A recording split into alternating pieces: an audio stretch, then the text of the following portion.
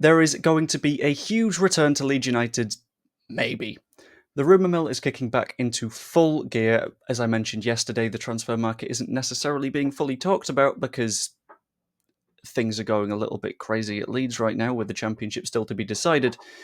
But as always with transfer news, Leeds United are not completely immune, and this specific rumour is incredibly well backed. Yes, it's the one of a Kalvin Phillips Leeds United return, and I'm going to do a little bit of a deep dive into it right now as we speak.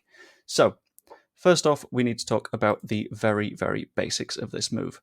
Manchester City want to move Kalvin Phillips on, and it's easy to see why. It's very understandable. He's on a very, very, very big wage, and he's not been at his best. He's been waiting behind Rodri to play a little bit of football. He's barely got any starts, even coming off the bench. He's not been ideal. For a while, he was stuck behind, I've completely forgotten the name of that right back at Manchester City, but that guy in midfield, which makes things really difficult. It's not gone well for him. It's not gone well for Man City, and ultimately, them separating looks like it is basically inevitable. As a result, they have set a £30 million price tag. However, there is potential that they could just want to shift his wages, which would be absolutely brilliant, because let's be honest, he's on quite a lot of money. Leeds United do themselves have a pretty clear stance on this, and to begin with, this feels like it's very clear. This would only happen with promotion.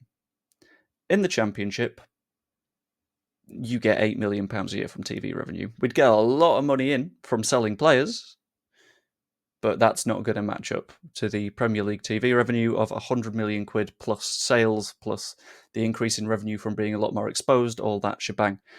And we know that he wouldn't drop down because he is still a Premier League standard footballer, and we wouldn't be able to afford him anyway. So if we're in the Championship, this conversation does not matter at all, other than like as a pipe dream or on a Football Manager save next year.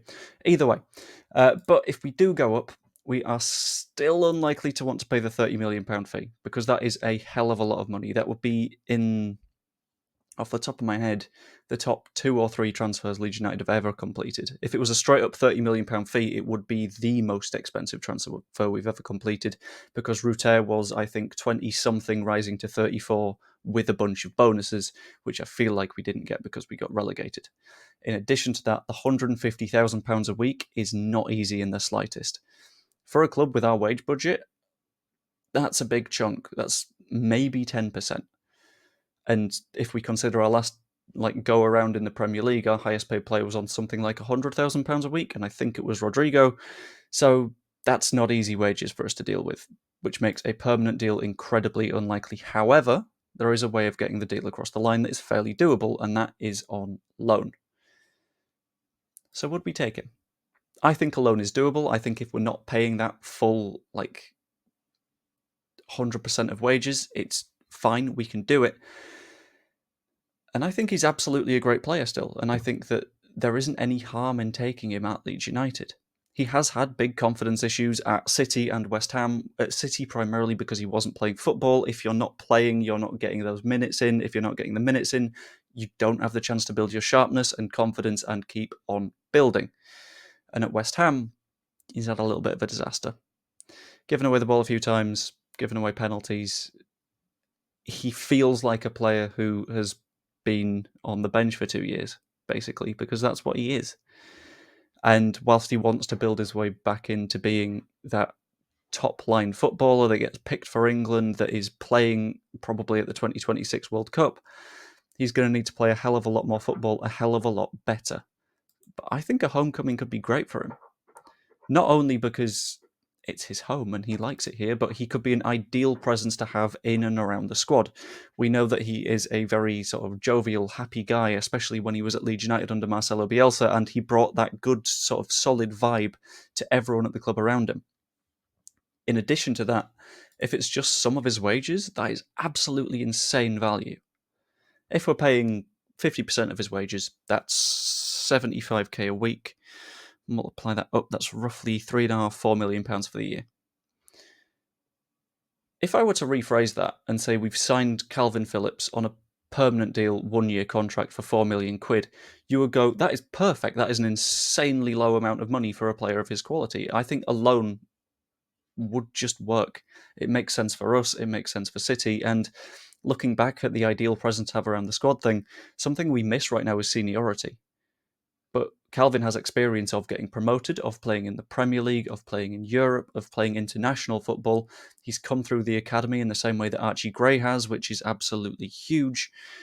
So he could be a good mentor.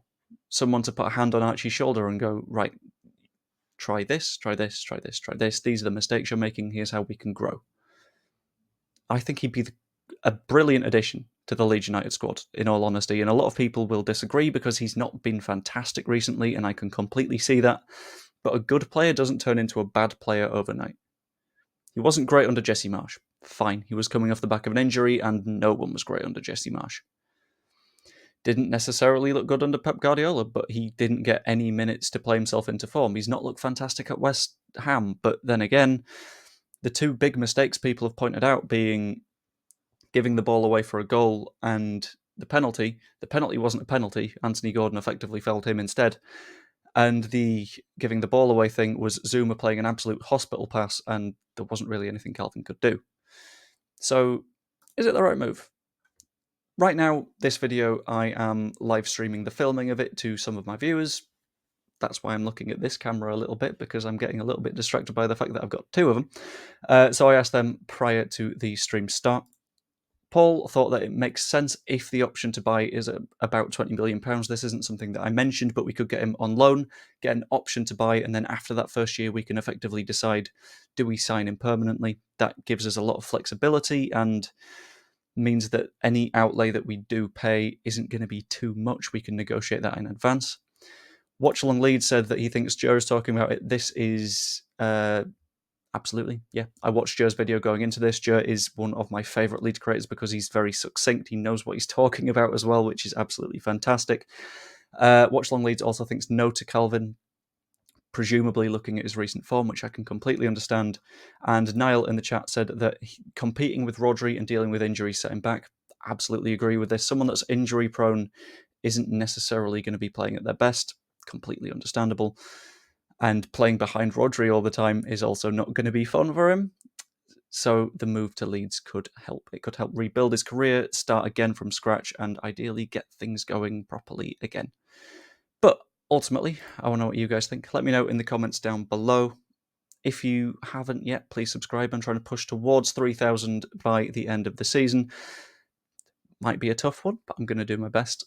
Like the video if you enjoyed, and I will see you later. Tell you what, streaming at the same time as recording is not easy at all. See you later.